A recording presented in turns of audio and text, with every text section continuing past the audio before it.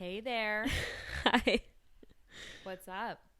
Who are you asking? Me or the audience? You.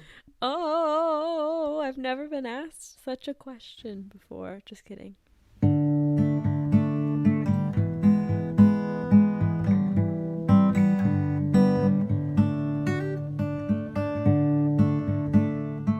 Welcome back to the Apartment 6 When you're podcast. when you're awkward. I did it again. I said podcast. I'm Jess. Podcast. I'm Mark. With a C or with a K? Marissa. I don't know. I'm Bob. I don't know who I am anymore. Oh. I heard a squeak. I heard a little pop. Oh. I don't know why my audio level looks so low, but it just does. Compared to you, if I were to yell right now, I would still be so low compared to you, and I don't know why, but that's okay. Hopefully you can hear me all right, everyone. Oh, well, actually, maybe you're like, I wish we could hear less of you. That's for sure. Well, today we're going to be talking about our relationships with drugs and alcohol. Mm-hmm. But first, let's get into our roses and thorns. What is your thorn this week, Marissa? In case people don't know who's speaking. My thorn this week is that I think I came down with some sort of carpal tunnel-y tendinitis-y It's the itis. type of itis in my wrist. I've been doing this project at work, which you might know because it was my thorn a couple weeks ago. Every week. Yeah, I've been doing this project where it's like a data entry thing in an Excel sheet. And basically I was having to migrate stuff from one sheet to another. So I was copying, pasting. And so I was for hours on end. So I think that that's what bothered my wrist, if I had to guess. And I just I think Monday, I was my wrist is starting to feel kind of weird. And then on Tuesday, my wrist really hurt me. And I I was trying to wash dishes and I couldn't hold a dish in my left hand because it was it hurt. I couldn't put pressure or weight on it. So I had to go get a brace at CVS and I slept in it for a few nights. And either that helped it or I just stopped doing that project and that's what helped it. But either way, it's better now, which is good. But it was weird. Physical pain stinks. Yeah. Because I just it makes you feel, it makes you think about how it would feel if it stayed that way forever. I was is this ever going to get back to normal? I was what is normal? I remember when I was younger and I would get a cold and I would be stuffy in my nose, I'd be I don't even remember what it feels like to breathe through my nose. And then I'd get better and I'd be oh my God, it feels so good. And that's what happened with my wrist. I know, when you're not sick and you forget how much things like a sore throat can hurt and really just ruin your day, and it's and then you get sick again and you're damn, I was living such a good life before. Yeah. Yeah, it was pretty painful, but it's better now, so that's good. What is your thorn? My thorn is that I had to throw out 2 of my plants because one got the root rot, which I feel I either meant to talk about this on last week's episode or I actually did, but I don't think I did. I think I just meant to. My ZZ plant got root rot, and that is my bad. I didn't realize how sensitive it was to being overwatered. I also didn't. I don't know. I'm kind of bad about watering plants as they need it. I'm bad about knowing oh, this plant would be better underwatered, and then keeping to a schedule of oh, I'll water every Sunday. I always forget when I last watered it, so I'm it's been so long, and so then I water it, and then it turns out after a little while of doing that, because I've had that ZZ plant for over a year now. Yeah. Or a year maybe. Yeah. But I guess I must have overdone it this summer, and I gave it the root rot, and I was gonna save it and I like took it apart on our kitchen floor. Like I like took it out of its pot and like It looked like Groot. I know. If you know what Groot is, you'll know the character. Yeah. So then I was gonna like say like they have it's actually not, they don't call them bulbs. I forget what they're called. Something that begins with an E. And you can, if they're rotted, like throw those, like take that out, but then like leave the ones that are good. Mm-hmm. But it was starting to look like on the outside, like almost all of the plants, like leaves were starting to yellow. So it kind of, I got this plant for like $7 at Trader Joe's. It wasn't that big of a deal. So I kind of was like, well, this is sad, but I'm just going to start over. I feel like that's like the best thing. And then another plant of mine, I actually never knew what it was, which is also my bad. It was weird from the beginning. So yeah, that plant went through a lot, but I had that one for a year, and it's just dried out, and it's like we also like shoved it into a new pot when we got it. Shoved it into an IKEA pot with no irrigation, and like yeah, I mean, it's time for a revamp of plants.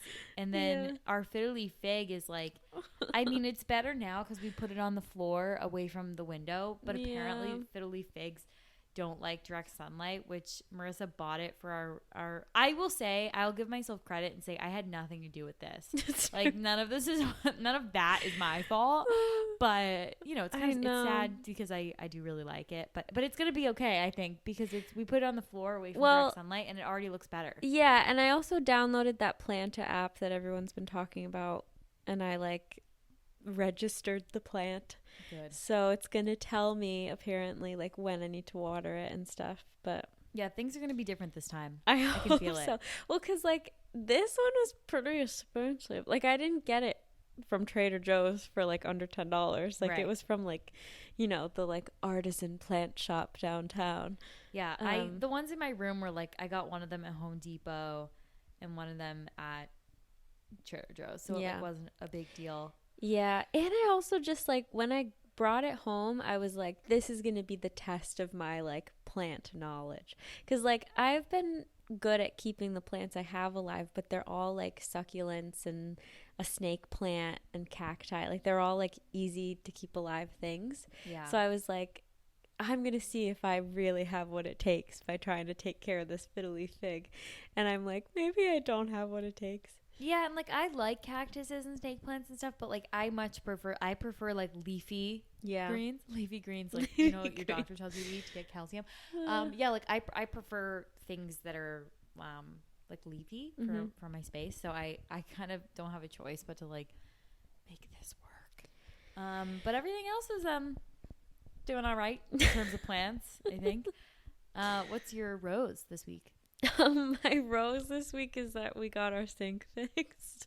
That's still your rose? Yeah, I don't have a better rose. I thought like at the beginning of this when we were talking, you're like, oh, I forgot that was my rose. Well, because I bet you were going to change it. At the time, it's so nice. It was nice. Like now it's just like, okay, like our sink is normal again. But like we had been living with a clogged drain in our sink for like our bathroom sink for like weeks before it was I don't really know why it took us so long to do something about it. Well, to be fair, even after we called, it still took them like a few days to even.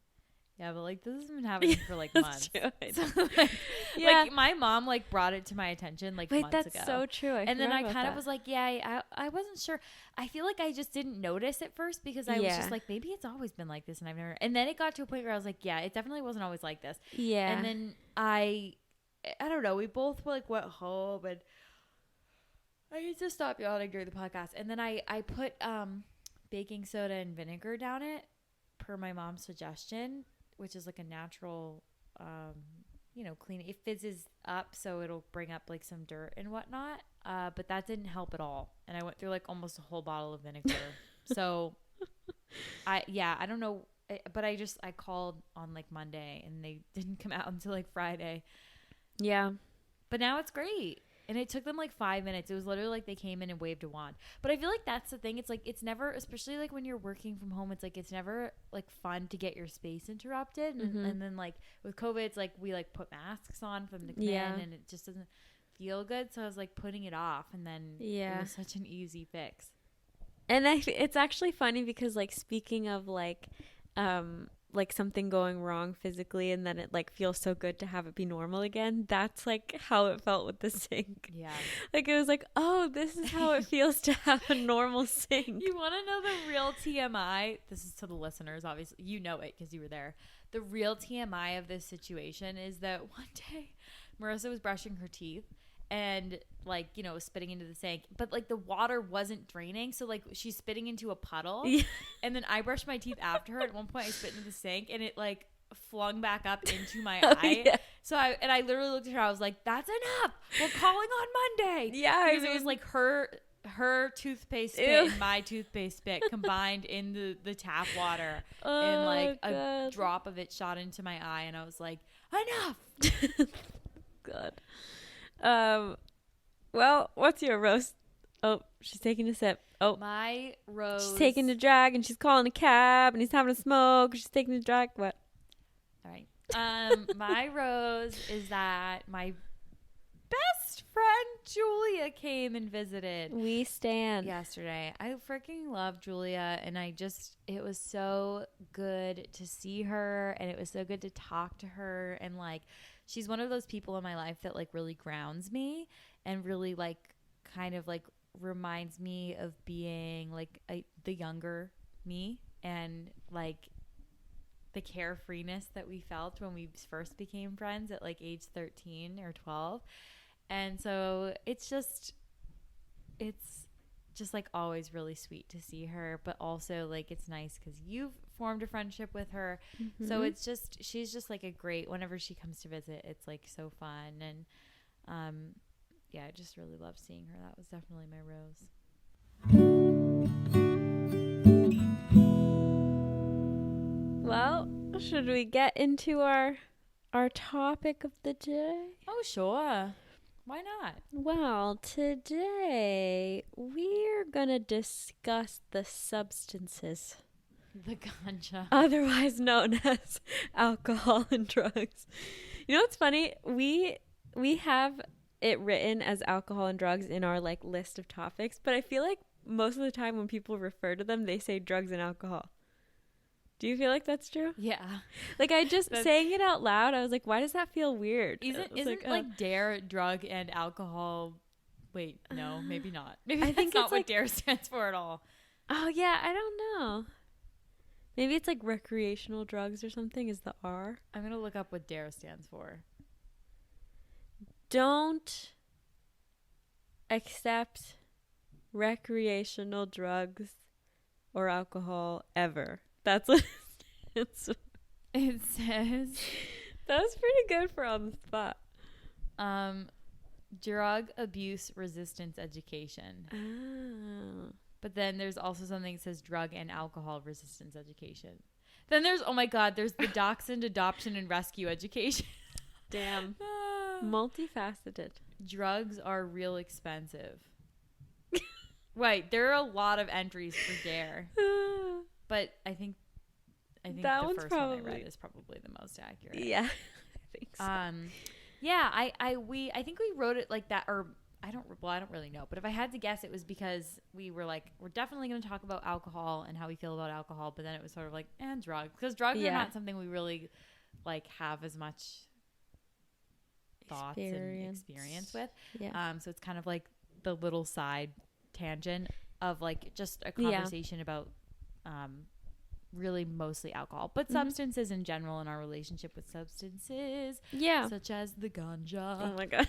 Sorry, I'll stop saying that. Marissa, I feel like Marissa got me saying ganja because she'll just randomly like Got me saying ganja. like if we like are walking and we like smell weed, she'll be like, I smell the ganja. And I like just think it's so funny for some reason. Yeah, I think I got that from my parents. Like, I think that's like something that like older generations. You don't think like it's an offensive word, is it? I honestly have no idea. So Like a cultural thing? if it is, we apologize Yeah, if it because is, we I'm really genuinely sorry. don't know.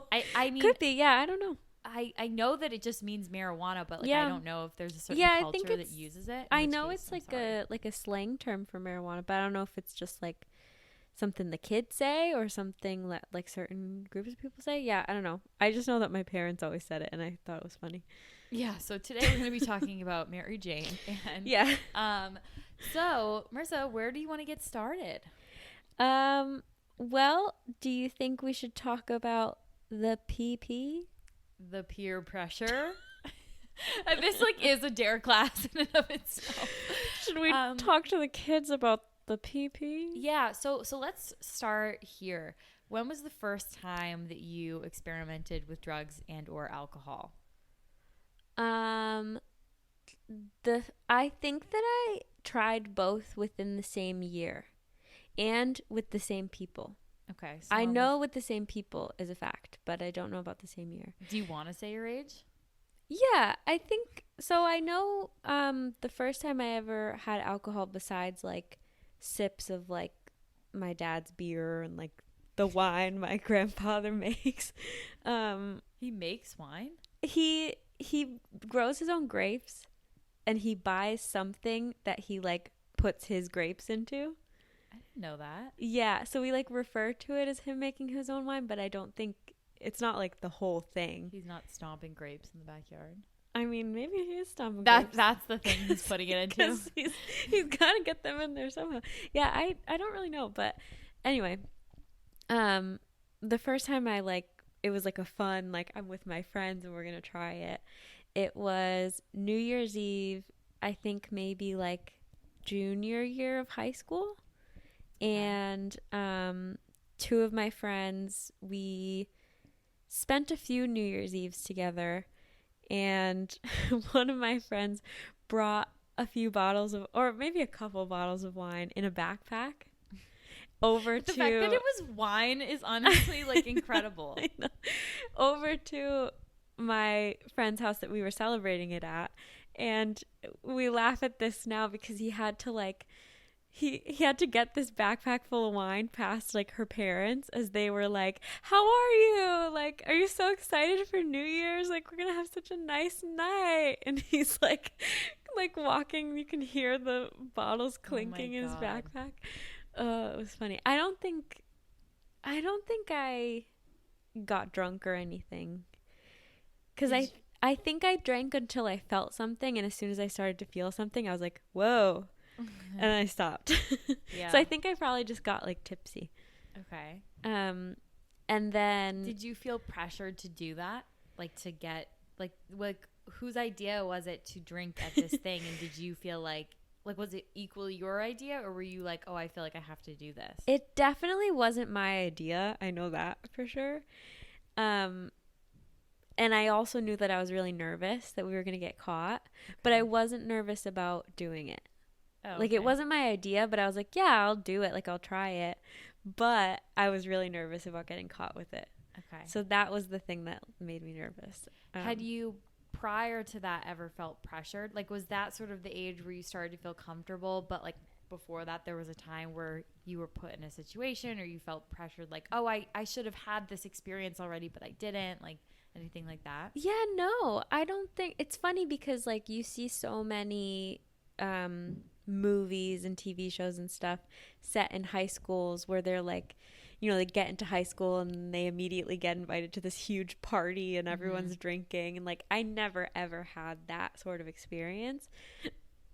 And I didn't really like have a lot of like plans in high school. Like I didn't even go to a lot of like small parties, let alone huge ones. Yeah. So no, I don't think I ever really was in a situation where I felt like people around me were drinking and I felt pressured to, or didn't know if I should.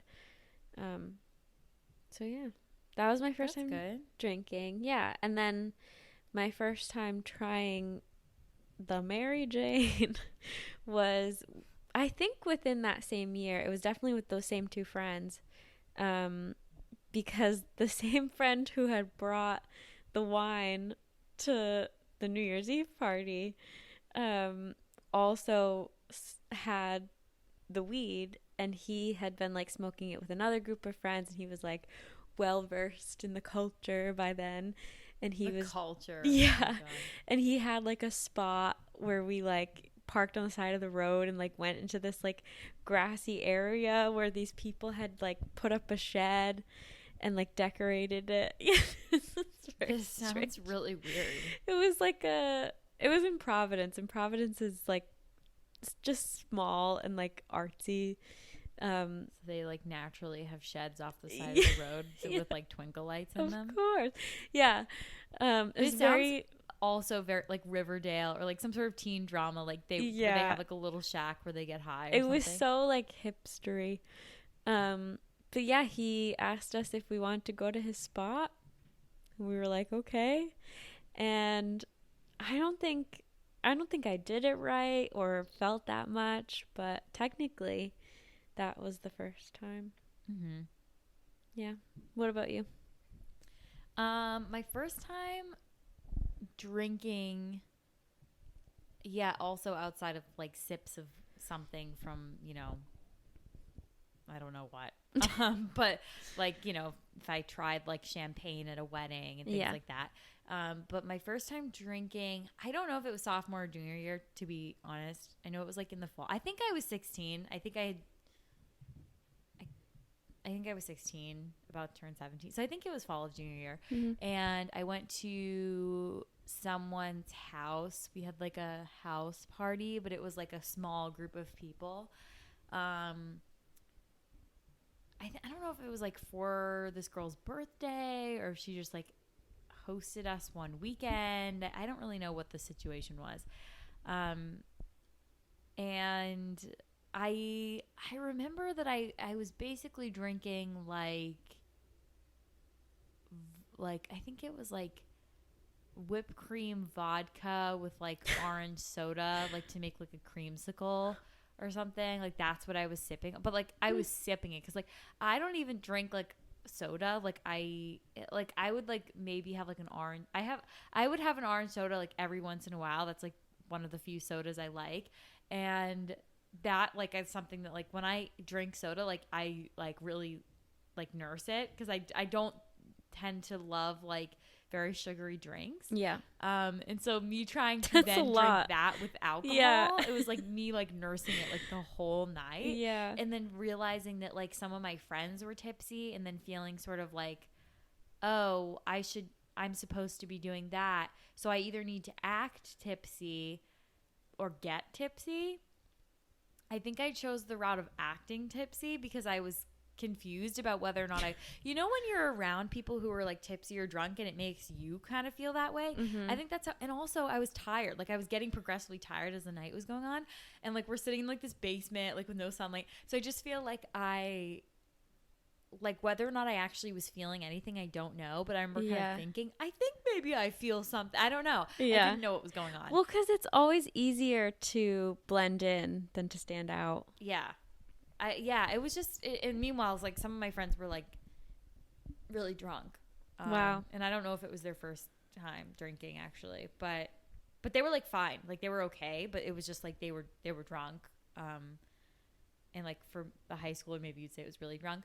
But I remember that. And what's funny is actually, I won't say who, I won't implicate anyone, but someone older than me was the person who brought alcohol. Someone I know who's older than me in my family bought the alcohol, which is funny because I was never that kid. That was is like, funny. Can you get me the substance? Like, but I did that one time. That's a movie trope too. Like, yeah.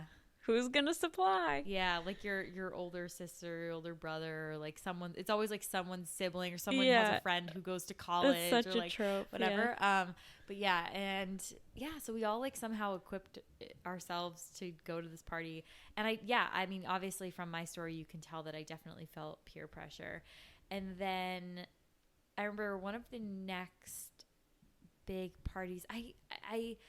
The thing was, so that was the year of prom, like junior year. And I remember I went to an after prom party that was like totally dry. Like it was like, there was tons of food and whatnot, but that was sort of like the deal that I think the parents made with the kid is like, girls and guys can sleep here. Like we'll buy you food, like whatever. But like, we're just not going to let you drink. But like, sure, have your boyfriend sleep over. Because how even that was a little bit like, oh, we're gonna let girls and guys stay in a basement together. Yeah, I feel like that's pretty good, like, compromise parenting. I think that was the case because I don't remember there being like a lick of alcohol.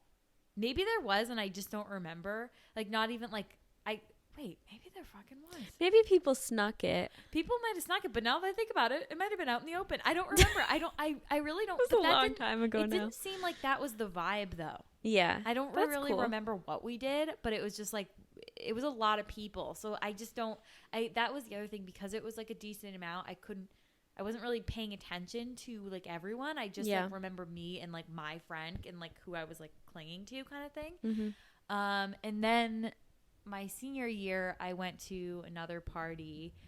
This was a big one. This is the first like real house party I feel like I went to. As a senior, I was friends with the guy who hosted it, and people got drunk. Like, that was like a party where like people Were the parents not home? I think the mom was home, actually. I think she or she came home, but like I think she was aware of it and was kind of like, okay, which my mom would never. My mom is very old school in the way that she's like, I know that there are going to be times you experiment or whatever, but she's like, I'm never going to be the parent that like sits that like just be, even when you like turn 21, I'm never going to be the parent that sits there and like takes a shot with you. Like, she was like, to me, like, as a parent, you have to keep those boundaries in place, and like, I'm never going to drink with my kid. Like, her and I will have like wine together, and like if we're at like a restaurant, she'll always be like, oh, like, do you want anything, whatever. But like, she is like, I'm never going to get drunk with my kid at like a party or like anything like that. Yeah. And I know that that's kind of controversial, because I know that there are some parents who are like, cool, like, my kid's now 21, so like, I'm gonna like shotgun a beer with them, things like that. And like, that to me is the controversial one. Yeah, that's just, I know that like it doesn't make you any less of a good parent. Not that any parents are listening to this, but I just like, if that's your relationship with your parents and you're like, well, I get to, me and my mom get drunk together.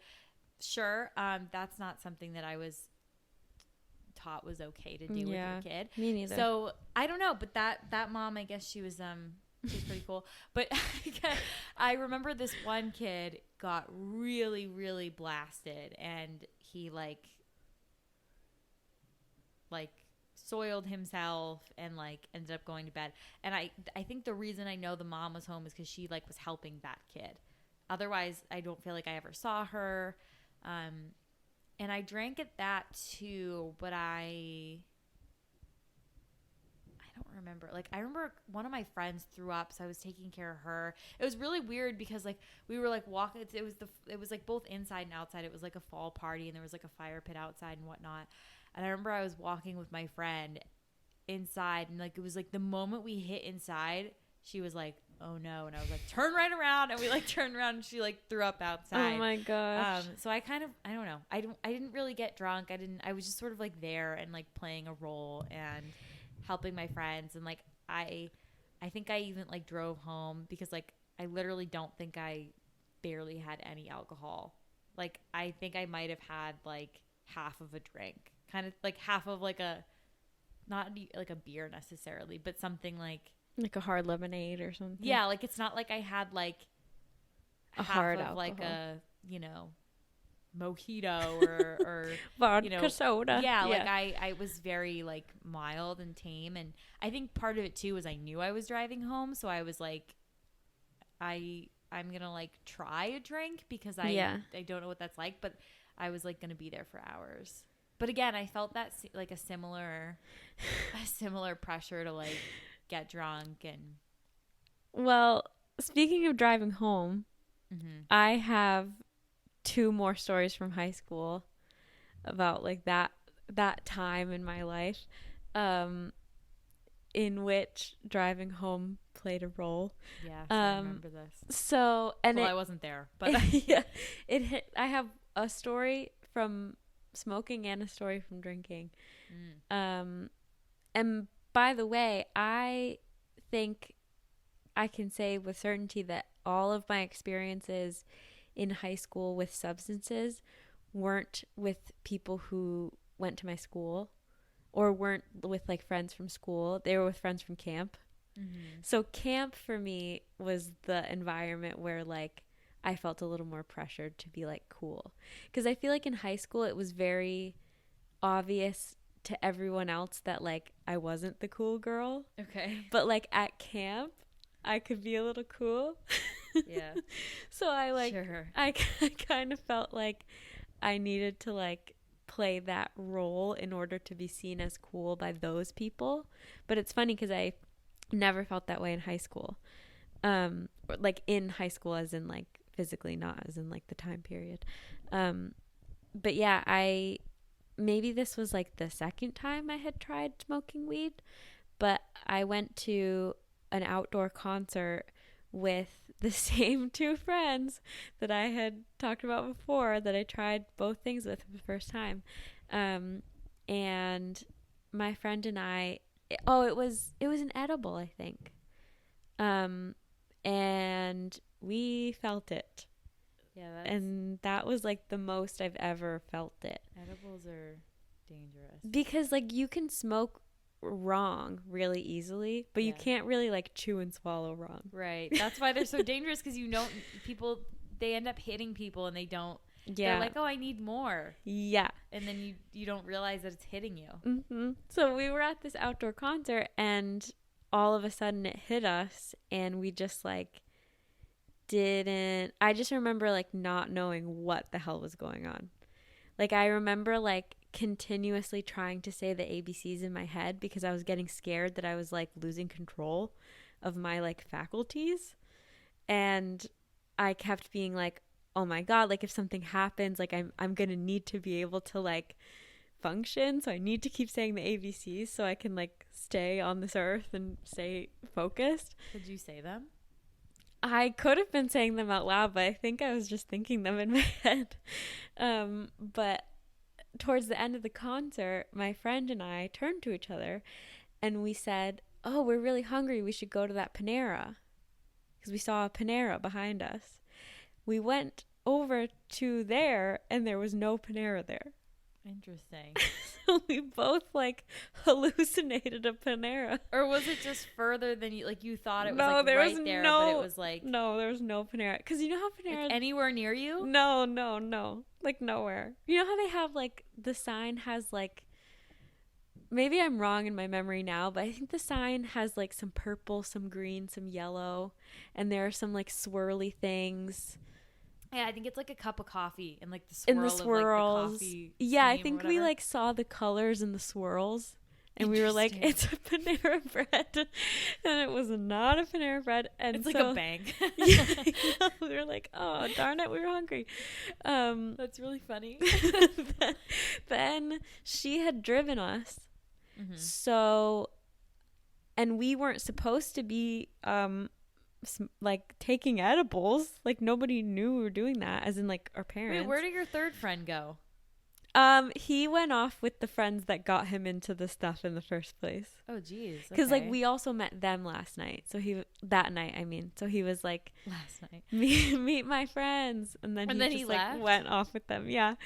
So my other friend and I had to get home, and her car was parked near where we were, and I think we got in the car, and she got in the driver's seat because it was her car, and she was like, I can't drive, and I had been saying the ABCs the whole time. And I also just was like, I mean, maybe this was foolish looking back on it now, but I was more scared of like the repercussions from our parents than I was of like what could happen on the road. Oh my God. So I said, I'll drive. See, that's why parents like need to like make it clear to their kid, like, I won't be mad at you if you just tell me the truth. Like, totally. I won't be mad at you if you like call me and ask for totally. help. I remember my parents saying that to us, like, please just don't drive drunk. If you ever need something or high, please, if you ever are really stuck, like, just call us. We won't be nearly as mad. I totally agree with that. If something happened. But why didn't you guys just wait it out? I have no idea. I don't know. I think it was getting late, maybe. So you were afraid of like what? Like your parents being mad that you didn't come home early? Maybe. Yeah. I mean, clearly we weren't thinking very straight. But clearly, the craziest thing about this story to me is that I had to drive on the highway to get home. And I had like never done that. Like I had done it like once in driving lessons and never had done it since, and was also terrified of it. But for some reason on that night, I was like, I gotta get home. I gotta drive us home. But for some reason, I only got us to McDonald's. Wow. I don't know if it was because we were still hungry and we like wanted McDonald's, so we were like, let's go to McDonald's. Probably. But we sat in the McDonald's, and then for some reason she called her parents there. But we were only like 10 minutes away from my house. So I don't really know why I didn't just drive home. I wonder if she was like, I still couldn't, if we go to your house and you get out, I can't drive myself home, so I have to call them no matter what. But couldn't she have like stayed, or couldn't you have driven to her parents and just slept over? Yeah, like, for sure. Yeah, it was very strange. But so that was that story. And then another time in high school, the only time that I went to what I would call like a legit party in high school was with camp people. And it was with the same friend who I had to drive home with from the previous story. And I got the most drunk I've ever gotten in my life, to the point where afterwards I was like, I'm never doing that again. Like, I never want to experience that again. I was like the messy person at the party, which is so embarrassing. Yeah. Like, I like threw up in the guy's sink. Yeah. I was like embarrassing myself, like saying stupid stuff to his friends. Wow. It was really bad. And then it's so weird. Well, because I just like, when you're young and no one properly teaches you about alcohol, you don't really know what's... Excuse me, the DARE program tried. I know they did try. But they don't teach you in the right way. They're just like, refuse it. Yeah. But what I mean is, like, I was having like different types of alcohol. Like, and like too much. Like, I remember playing beer pong with beer, and then also drinking like Fireball too. So it was bad. Ooh. It was my worst experience. But when we left the party, first of all, I had to pee outside. Which instead of in the house. Shameful. Yeah, I think it was like once we had left, we were like, we're not going back in there. Because you'd embarrass yourself too badly? Wow. So I peed outside. And again, she was supposed... As if that's not more embarrassing. People saw you peeing outside. That's true. And again, she was supposed to drive home, and she couldn't. And I also couldn't. So she called her parents, and they picked us up. They were lovely about that kind of thing. Like, they were the type of parents that would like just do whatever it took. I kind of thought that you threw up outside. Like, I don't know why, but when I pictured this story, you like get to the car and immediately just throw up outside the car. So what happened was, I ended up sleeping at her house that night because her parents brought us home. And then in the morning, I drove back to my house alone. Like, I was fine. But as soon as I got out of my car, I threw up on my lawn. Wow. And my parents were like, what the hell? What did you say? I told them. Oh. I don't think I told them the truth because they didn't know we were at like some college guy's apartment from camp. I think I had told him that my friend had just like snuck liquor and I was just like sleeping over at her house and we just like tried some and I had too much or something. Like, I made up some lie that like it made it so that the alcohol part was the only thing. It was adjacent. Yeah, it was like, I'm throwing up because I got drunk last night. Yeah. You don't need to know the rest. Yeah, exactly. Yeah. Wow. Pretty awful. So I feel like now is a good time for me to mention that I've never actually been drunk. So I don't have any funny drunk stories. I was going to say fun drunk stories, but like, I don't want to glorify the fact that you threw up outside of your own house. I don't think it was very fun. But like, yeah, I don't have any like wild or like fun stories. So for me, I mean, this can lead us into like our next topic of like, just like how we feel about drinking. And I mean, we have a few topics we want to touch on, but some are like, ahead of others. Yeah. So I guess like what, like I personally I have like an interesting relationship with alcohol. I have anxiety. I've always had anxiety. And I have been on medication for anxiety since I was 11. So for me, I think that having anxiety, I always was nervous about drinking because I don't like to feel out of control in any type of way. Like if I feel like a little lightheaded or a little nauseous or like anything like that, like especially when I was younger, it used to make me feel really anxious because I felt like I hate throwing up. It's like a fear. And I mean, like as soon as I start to feel nauseous, I'll be like, oh my God. Not so much anymore. Cause I feel like I feel like part of getting older is getting more familiar with your body and how it works. So like now it's like, I don't fear things as much. Like if I get like a little bit lightheaded, I instead of being like, oh my God, something's wrong, or feeling a little nauseous or anything, I kind of know like what my body is like and like the patterns it has. But I think especially being young and being inexperienced with alcohol and having anxiety, I was really afraid of feeling out of control and feeling afraid because of that. I was afraid that it would cause me to panic. Like, I think that the thought is that like things like alcohol and marijuana should help you loosen up. But for me, it was like if I started feeling something. So like I've never smoked marijuana for the same reason. But like obviously alcohol, it's a little bit easier to like drink a little bit than it is to smoke a little bit. I'm sure you can only smoke a little bit, but I think it's kind of harder to cater to that.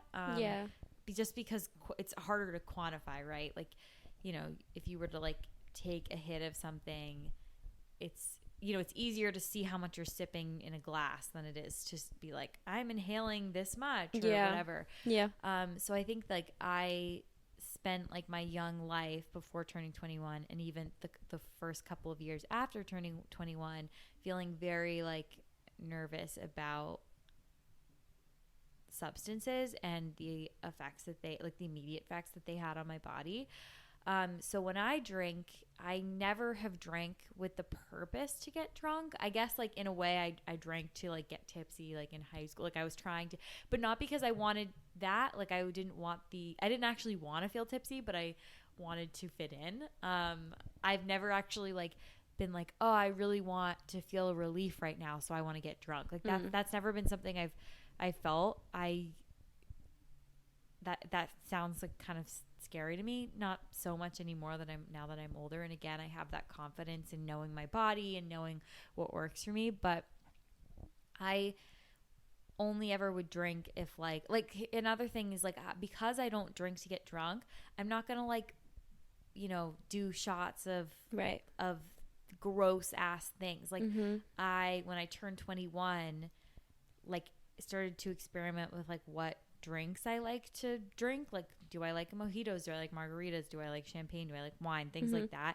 Because for me, it was like, well, what do I enjoy if I'm going to go out and get a drink with friends? Like, what do I enjoy actually drinking and enjoy like the taste and the experience of? And when you're drinking to get drunk, it's kind of like, and especially like when you're underage, you kind of just drink shitty things. Like you drink like the shitty vodka because you're trying to just get drunk. And the cheap, Yeah. So that's something that like I didn't, once I turned 21 and I was able to get alcohol legally, I was able to actually start to think about like my relationship with alcohol and how I wanted it to look. And so as an adult, I drink in like a very social way where like we went to a vineyard a couple weeks ago. Like, I really love like rosé. I love the taste of rosé. So like I'll buy myself a bottle of rosé. I enjoy like drinking on girls' nights. I have like a hard cider somewhere or a hard seltzer or whatever, but I don't usually drink out of like a necessity or desire to alter my state. And so as a result, I've only ever gotten like tipsy because I have, I'll have like probably max like 2 glasses of wine, feel tipsy, and also like be really tired. And then the girls' night's over. Like it's not like I'm ever, you know what I mean? So so that's how I feel about alcohol. That's like my relationship with it, I guess. Is the best way to sum that up. What's interesting is that even though we didn't necessarily start in the same place in our journey with alcohol, we ended up in the same place and pretty much stayed there until now. Yeah. Because, like, in college, we were both people who didn't really want to drink as much as everyone else at the parties. And there were certain, I think for me, maybe there were some parties where I was like, yeah, I can do that tonight or whatever. But there were also parties where I was like, I really don't want to. And it would make me uncomfortable if people pressured me to. Yeah. Yeah. Like you smoked a little bit. I like never did. Yeah. Yeah. You were like a little bit more, it like depended on your mood and your night. Yeah. Yeah. But I would say like by the time college was like coming to an end, the majority of the time I didn't want to drink. Yeah. And I think that's honestly just because, like, when you talk about, like, drinking to get drunk or drinking to get tipsy or whatever, I feel like now I have this mentality where I'm, like, drinking to make sure I don't get drunk, if that makes sense. Yeah. Like, anytime I'm in a situation where there's drinking involved, I'll drink, but I'm always, like, I never, ever want to drink so much ever again that I feel drunk. Yeah. So I'm like that. So I'm drinking to only get tipsy and never get drunk again. Yeah. I mean, for me, that's like a comfortable place to stay, to feel like a little bit of a buzz, but like to know that like I feel fully in control. Yeah. Like I just, that's what's comfortable for me and that's what works for me. And I've been in, like, getting back to peer pressure for a moment, I've been in situations, mostly not even in high school but in college and as an adult, where I have felt very, very, very pressured to drink and to not just drink but to get drunk, and I've been made to feel like I am not a fun person because I don't drink. Yeah. And something that I think is interesting is, like, there's explicit peer pressure and there's also implicit peer pressure. Like, there's like what you see in the movies of the kids being like, oh, come on, let's get drunk, you won't be fun if you don't. But that's not the only type of peer pressure there is. Like, there's also a type of peer pressure that's like way more like silent and dangerous and passive. Yeah. And happens over time. And like I would say, like, I mean, look, I'm going to just speak on it because it's my story. And I feel like, you know, if this person is listening, I know that they feel differently about it, but like, I don't think they're listening to this. And like, honestly, like, I think this person had good intentions, but your intentions only mean so much when the impact is different. So I was in a relationship where I felt like very, I felt peer pressure kind of in both ways. I would say there was always a subtle implicit pressure.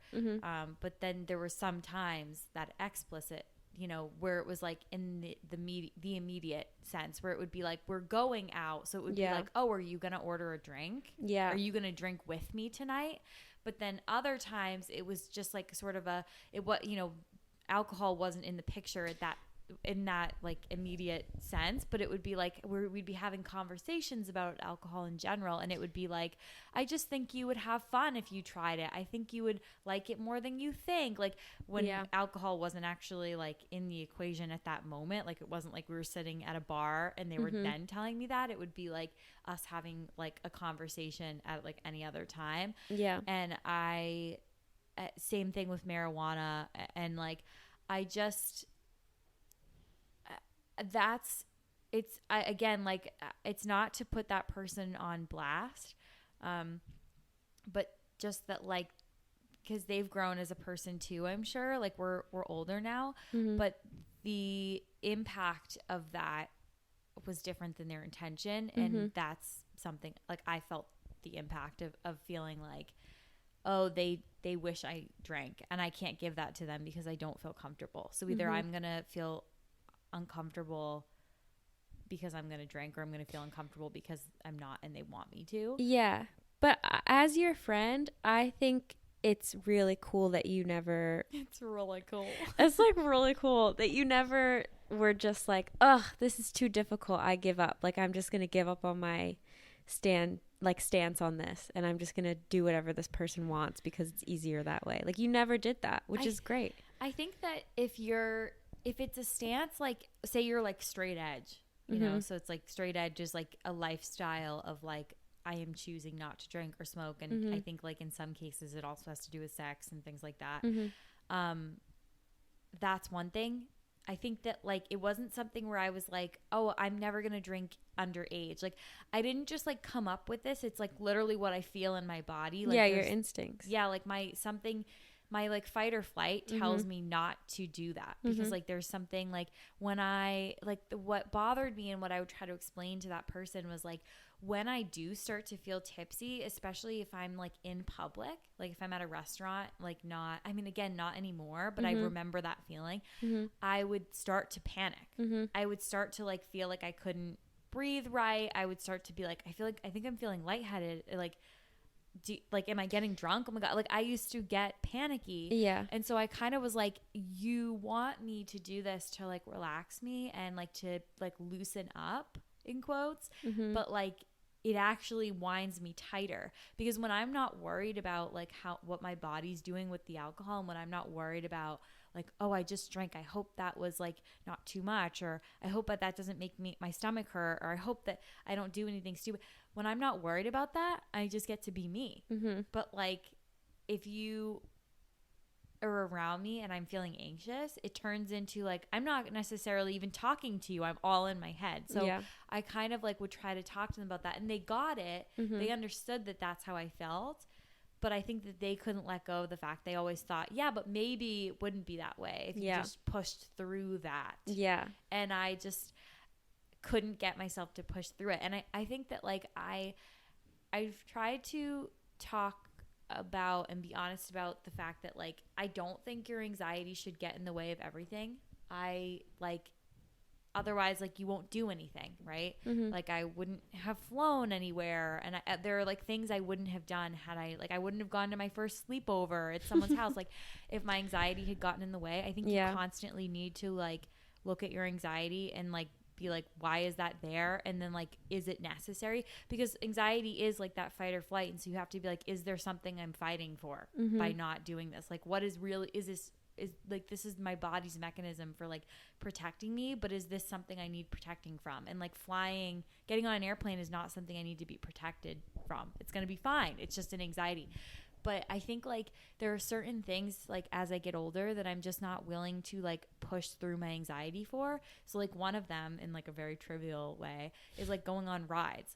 Like when I was younger, I used to push myself to go on rides at like carnivals and whatnot because I'd be like, oh, I don't want to like I want to like go on it with my friend because my friend wants to go on it. And now I'm just like, nah, I never like it, so I'm not going to do it. And that's how I feel about drinking. Yeah, I honestly feel like that's how I feel about drinking now too.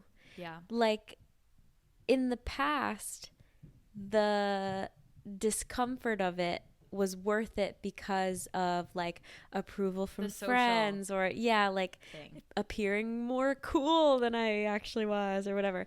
Yeah. But in my head, I always was like, oh, like this, like, I don't know, like this is not going to make me feel good. And even in the moment, like it didn't feel that good. It just felt like kind of crazy. But now I'm like, no amount of like wanting to be cool or wanting to like get someone's approval or whatever would make me like give up on my boundaries now. Yeah. And I still like, I have gotten better in my old age. No, but as I've gotten older, I have gotten more comfortable not just like saying no to things, but explaining myself for why. Like instead of saying like, oh, I just don't like, I think when I was younger, I used to say things like, oh, I just don't feel like drinking tonight. But usually I do. And now I just say like, I just don't want to. Or like, or like I usually actually don't say that because I normally do drink because I finally have gotten to a place where I have realized that it doesn't have to be all or nothing. I've realized, oh, I actually would really like a glass of wine. Yeah. But when I was younger, that wasn't what was offered to me. What was offered to me was like beer and like vodka. Yeah. So it's like true. Now I'm more comfortable like ordering something for myself and whatnot. But I'm now able to like if I'm in a place where I don't want to drink or everyone's getting drunk and they're like, are you feeling good? Do you need another one? Do you need more? I can just be like, no, it just doesn't work for my anxiety. Yeah, and totally. I feel like if you have good people around you, they're just like, okay, let me know if you need anything. Totally. Like, but what's interesting too, the people around me that didn't accept that are not in my life anymore. For a reason. For a reason. The people that like made me feel small or made me feel stupid or made me feel like I was disappointing them have, for one reason or another, been cut out of my life. Because I think if someone will pressure you about like alcohol, they'll pressure you about anything. Like, because they'll just be like, but why not? You would be more fun, or you would be more this. Or in general, we could it's do like this together. It's like a lack of acceptance of like who you are. Yeah. Can I tell you? I don't think I've ever told you this, but every time I like meet, like every time I've gone on a date, right, and like the subject of like drinking has come up, I don't like telling them that I've never gotten drunk, and I don't like telling them that I don't really drink that much, because I always feel like I've never, ever, ever had someone just be like, oh, that's a plus for me. It's either that it doesn't matter to the person or it's a negative. I've never had someone feel, or tell me at least, that it's a positive for them. And that's hard. It's hard to feel like I automatically assume that to someone it's either not going to matter or it's going to be a negative thing for them. When you tell people that, do you think that you're telling it in a way that's confident? Right. Because I feel like their response might also hinge on your delivery. I tell them, and it's like I can talk a big game about how I feel confident now in this. Yeah. But I still, like, when I'm telling them, I feel like I talk slow, and that's what I mean. Like I'll be like, oh, I don't really drink that much, or like I never drink to get drunk, or like I say sort of vague things, like I don't drink that much, or I only drink sometimes socially. And then every once in a while I'll say something like very clear, like I've never been drunk. And I will tell you, like, the few like nice guys that I've met have just been like, oh, okay. Like, oh, or actually they'll be like, oh, like I remember a couple of people have said like, oh yeah, kind of same. Like, I mean, that was in college for me. Like they kind of talk about it like, yeah, the last time I got like really drunk was in college, but like I just, I drink beer with dinner, like whatever. Yeah. So I also feel like it's our age, whereas like in college that might have been like, oh, so like, would you go to a party with me? And now it's like not as much of a thing. Yeah. But it's interesting that like it's still something that does bother me, and like when I meet like fun people, like, and I'm putting that in quotes. In real life, I just gave Marissa air quotes. Like there are a few people like I'm thinking of that like I've met, and like I'm like, oh, they're like fun people. Like they're gonna be people that want me to drink or whatever. And they're the people that I've had to be like, hey, no, like no, it's boundaries like, established. Yeah. If you're gonna keep doing that, I'm gonna leave. But what's interesting to think about now is like this is an obvious point, but age is like huge, like maturity and like growing up. Because like when I would meet quote unquote fun people in like high school and college, that's the only reason I had the experiences I did. Like I never would have sought out substances on my own if there weren't quote unquote fun people who were like, oh, like welcome into our cool circle where we can provide you a good time. And I'd be like, a good time? Okay. But now like, show me your good time. Yeah. But now like I've met those same types of people and have the same reaction as you, where I'm like, that's not what I'm into. I hope you understand that. Not my type of jam. Yeah, and I mean, you've actually like watched me in situations where I've had to set boundaries with people and say like, no, like I'm not comfortable doing that, or like that's not what I want right now. It makes me sad that like we didn't always have the capability to do that confidently. Right. It's never that it pushed me. It's never that it then. I was like, okay, I guess then I'll drink. Because again, it's not something that I even feel like I have control over. It's just my anxiety. But it would just make you feel bad. It would just make me feel bad. Yeah. It would just sit with me and make me feel like I was disappointing people. There were times where I was like, I wish I could just like let go and like drink and just or like smoke and yeah, like I wish I could do that. I just don't want to. Like there's like not a part in my body that's like yeah, like I just don't want to. And you know what? Like I'm a really fun person. Like what the heck, man? Yeah, so I literally had this thought when you described the type of people who would maybe like put a little pressure to like drink and stuff as fun people. Mm-hmm. That's sad too, because it's like, why do we as society like label them as like the fun and cool people when there are like a myriad of ways to have fun? That's just like the most societally acceptable way. You know what I mean? Yeah. And you know what? This is actually reminding me. This isn't on like our bullet list of things to talk about, but I find it really frustrating when people who like to drink or like call themselves an alcoholic. Yeah. And I feel like this good time, like fun people thing. Mm-hmm. Like I feel like I met a lot of people like that who like people who like to drink regularly, and they're like, haha, I'm like an alcoholic. Totally. And it's not funny to me. And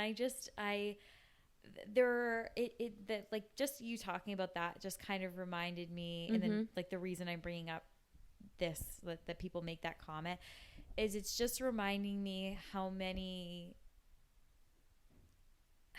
first of all, how uneducated we are when it comes to drinking and whatnot, but also just like it's reminding me why drinking made me so uncomfortable, like why some of the culture around drinking made me feel anxious. And yeah, I think I'm a fun person.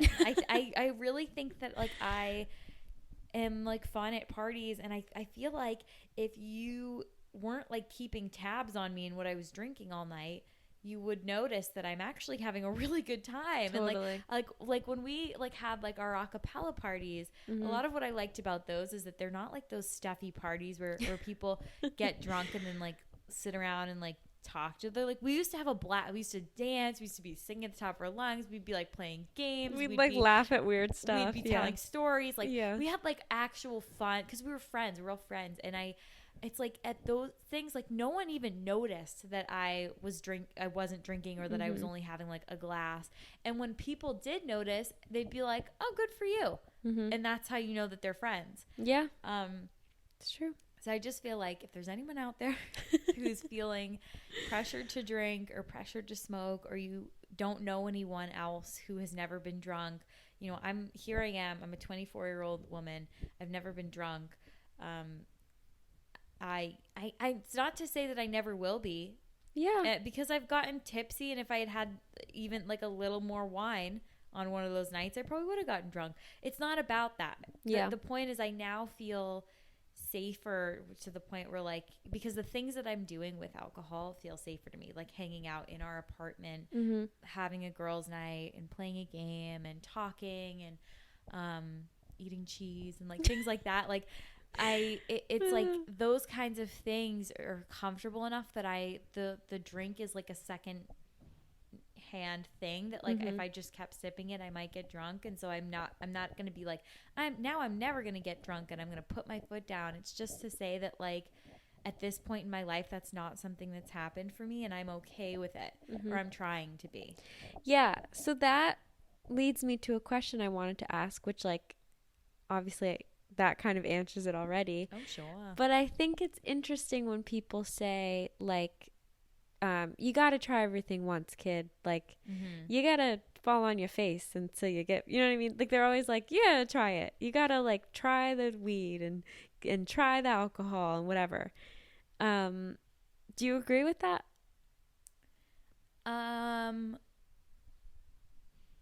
No. I think that it's great to live open-minded. I think that people should live open-minded. I think if you go to a country and they serve you, you know, wine and some sort of food that you would never eat, I think you should take a sip of the wine. I think you should take a bite of the food. If you want to, yeah. Yeah. Unless you're like vegetarian or Yeah. lactose intolerant or literally allergic to something. Yeah. But I think that you should take part in the world. I think that you should live open-minded, and you should also not feel like you can't change your mind about things, which is why I'm emphasizing the fact that just because I've never been drunk now doesn't mean that I'm saying I will never. No, I don't really want to give myself like absolutes, and like I don't want to. You shouldn't have to. Yeah, I don't want to live like that. Like I think people should live open-minded enough that they could change their mind, and that they could, meet new opportunities with like an open mind and an open heart. I think that when it comes to like, oh, you should try everything once, it's like, I mean, everything. I mean, yeah, like not like there are certain. There's things no way you're gonna be able to try everything. Right. Once. There are certain things. I think if you're like, I really kind of want to move to that city, I could see someone being like, you know what, you should just try it. Like if that's something you've been wanting that for so long, or as long as you're not harming people and it's consensual. And I don't know why that came to mind, but I feel like because I guess what I think of people saying that, they're saying it about more like erotic or taboo things. Yeah. Like they're like, oh, I'll try everything once. It's like, so I'm picturing like literally like, why am I picturing like William H. Macy like being like, I'll try everything. I think he doesn't have an accent. I'm thinking of the guy with the white hair and the mustache who's really tall from A Star Is Born. Oh, what's his name? Samuel. Definitely, yeah, Sam something. Not. Why do I want to He's say someone Samuel who would Gibson? say you it's should. not Samuel. Like, who the hell is that though? Is that? Oh God, someone listening to this is gonna be like, holy. I think his Sam mustache. Why is like the first name that came to me? Okay, what is his? Oh, Elliot, Sam Elliott. Yeah. Oh my gosh. Yeah, I'm picturing that guy saying you should try everything once. Yeah. Yeah, I feel like no matter what you do in life, it should start with your desire. That's a weird word for it. But like you shouldn't ever try anything once because other people think you should. But if you want something, then I feel like it's more like it shouldn't be like you should try everything once. It should be like you can try everything once, or like if you want to, you could try everything. You know what I mean? Yeah, I think the way to maybe frame it is like if you don't like it, you only need to try it that once. Yeah. Like keyword try rather than keyword should. Like the emphasis is on like the experience. What is this not conversation? not on like the fact that there's a need to. You know what I mean? Yeah. Yeah, I think that people should do what's right for them. I feel like, what you feel like your life would be missing without is not the same for everyone. Like I might, be on my deathbed and be like, I am, maybe be like, I should have just tried that Sam Adams when I had the chance, but probably not. Yeah. So like, I just feel like there are other things that if I'm going to think about like trying things and experiencing things, I'm more focused on like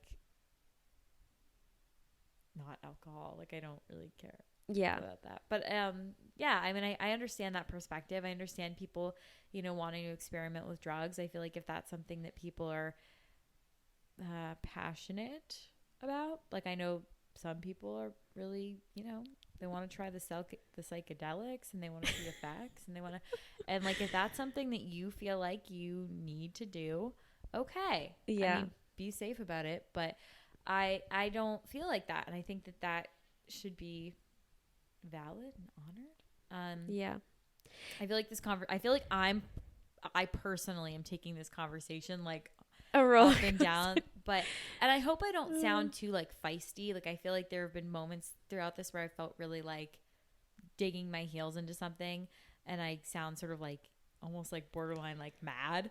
I'm not mad. I just feel passionate about being like meeting people's needs and desires with empathy and instead of judgment, and feeling like, and making them feel like they can still be included even if they don't include themselves in the exact way that you think that they should, or that you're including yourself. Like, I think that if you feel like, oh, well, I don't want to get drunk alone, so can't you just get drunk with me? Like, Yeah.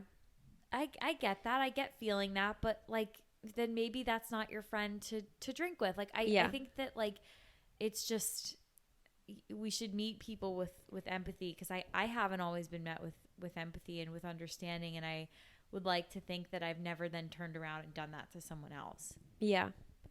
I think that I think that there are certain things that people don't think it's okay to disagree on that actually are perfectly fine to disagree on. And then there are other things that, like, yeah, maybe you shouldn't disagree on those and still be friends.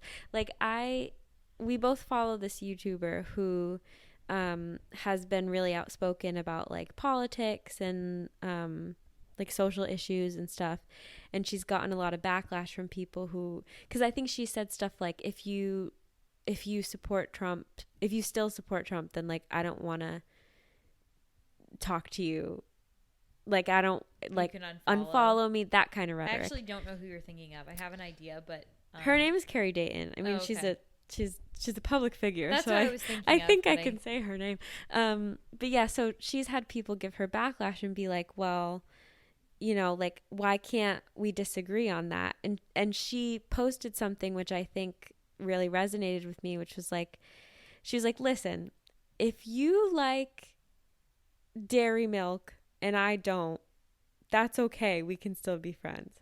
Like, if you like the color red and I like the color purple, it's okay. We can still be friends. And I feel like drinking or not drinking should be in that category. Yeah, I totally agree, because I have no issues with other people drinking around me. Yeah, it should be one of those things that's like, you can totally feel differently about it and live your life and be friends and get along just fine. Whereas some people don't see it that way, and they're like, wait, how could we possibly like have fun together if you don't drink with me?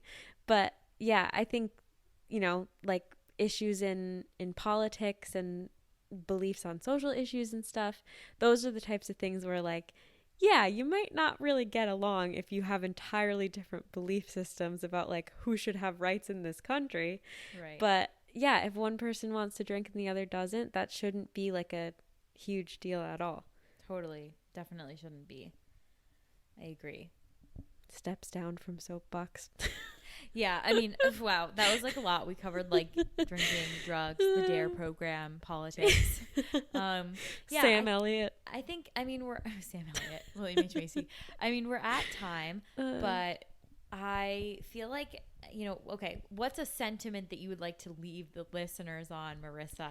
Get back on your soapbox. I think I want to leave them on the sentiment that I did. You know, there are certain things that people can agree on and should still be willing to understand each other and not pass judgment. And there are others that it does make sense to, you know, not get along and distance yourself from someone. And views on substances shouldn't be as like polarizing as they sometimes are.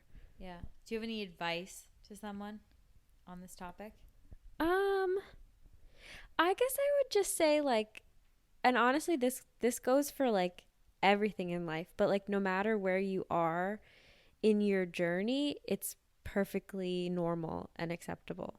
Yeah. Like if you've never gotten drunk, if you feel like you got drunk too much and you don't want to anymore, if you are curious and still want to have new experiences, like literally no matter what you want to do, you're normal for it and it's fine. Absolutely.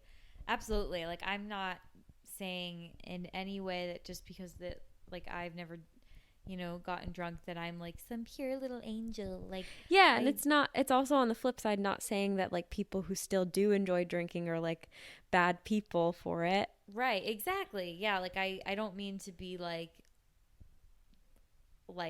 putting myself on a pedestal at all. Yeah. Because I hope that if you're listening to this, you're realizing that it's actually been like kind of like hard. Like, and I haven't always enjoyed this about myself. It used to be something that I really wanted to change about myself, because I felt really insecure about it. And so my confidence in the way that you're hearing me speak about it now is just of years of trying to accept the fact that I'm just not like a lot of people my age, and I'm just not, you know, as comfortable with something that a lot of society is. Yeah, I feel like my advice would also just be like that wherever you're at is normal, and that if people aren't accepting you with where you're at, then I feel like always look at yourself and always look at your own, like, why you feel this way, and about anything, not about just drinking, but, you know, like, understand, like, well, is this something that I feel flexible about? Is this a deal breaker for me? Is this something I see myself changing? Like, evaluate how you feel about it, and then, like, act accordingly with the people around you. If you're like, this is something that, like, I don't ever see myself changing on, and, like, if people can't accept that, then I think I need new people. Like, that's fine to come to those conclusions. I think, like, honoring where you're at in the present, and then asking the people around you to also honor that is something that should be met with empathy. Yeah. I mean, pretty much everything should be met with empathy, but yeah. Oh my gosh, if it was, some people struggle with that different these days. Yeah. These days, I can't win. Yeah, I think this was like a really good episode. It kind of flew by. I hope, again, that wherever you're at, if you are like me and you've never drank and you've never met anyone else your age that hasn't, hi, I'm me. Feel free to DM me, and we can talk about it. And, you know, stay safe out there, wildcats. Good night to everyone, but mostly good night to William H. Macy and Sam Elliott. Yeah, but mostly Sam Elliott, because William H. Macy is, you know, paid to get his kid in college. Well, I mean, his wife at least did. Yeah, I forgot. But, you know, usually dads they talk in marriages. So. Yeah, but dads usually are pretty clueless when it comes to that stuff. Okay, good night. 3/4 to Sam. No, wait, hold on. Good night, like 2/3 to wait. No. The point is, mostly good night to Sam Elliott. Also, I said stay wild. Stay safe out there. Wait, say what? Wildcats. But I meant like wild cats, like you cool cats. But then, like, I realized like Wildcats was like my everywhere. My Put school your mascot. Hands up in the air. Yeah, that's the way we do it. Let's get to it. Come on, right. Everyone. Yes, that we were the Wilmington Wildcats. So like, good night to my Wildcats. Am I right, bruh? Damn. Okay, just yeah. But I mean, also good morning or wherever you are. But bye. Bye.